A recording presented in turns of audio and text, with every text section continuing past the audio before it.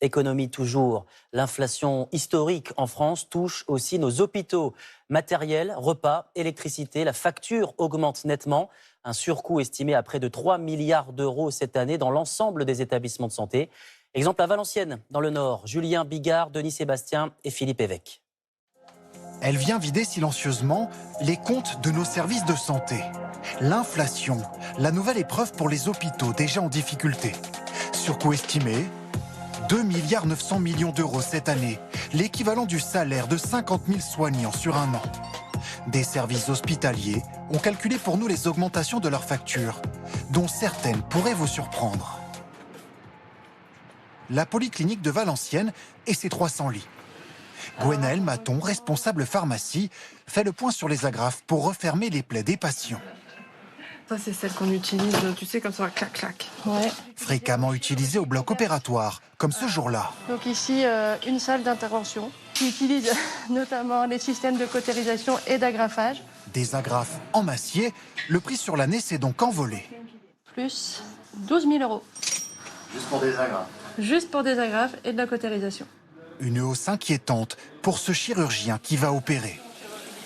Si le prix augmente, on a toujours peur d'avoir, pour nous et surtout nos patients, un défaut d'accessibilité à la technologie indispensable dans la prise en charge des malades. Il y a certaines interventions qui ne sont pas possibles sans ce matériel. Au rayon fourniture, toujours, augmentation du prix des blouses à usage unique, importées d'Asie. En fait, on est passé d'à peu près, je dirais, 60 ou 70 centimes à 1,50 €.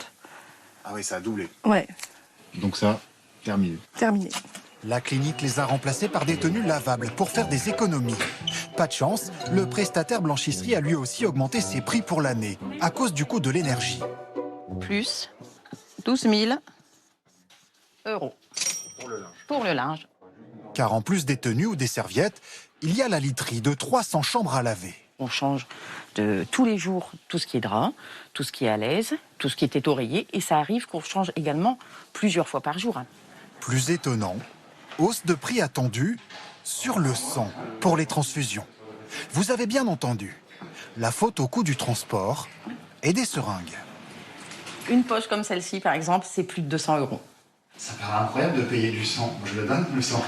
Ah oui, c'est sûr, vous donnez votre sang, mais autour d'une poche, il y a énormément de travail, il y a des établissements de transfusion, il y a énormément de prélèvements qui sont faits justement pour travailler en sécurité. Une hausse de 3%, cela fait vite grimper la facture d'hémoglobine sur un an. Une augmentation de 5 000 euros. Les hôpitaux voient aussi la note grimper dans les assiettes, comme beaucoup de Français. Des centaines de repas servis chaque jour aux patients, cela donne 33 000 euros de surcoût sur un an. Il y a enfin et surtout le coût de l'énergie. Le directeur prend l'exemple de l'électricité. Impossible de couper le courant de ces équipements électroniques. Ouais.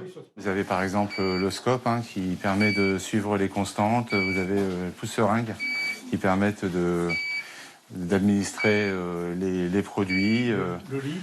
Vous avez le lit qui est électrique. Merci beaucoup, monsieur.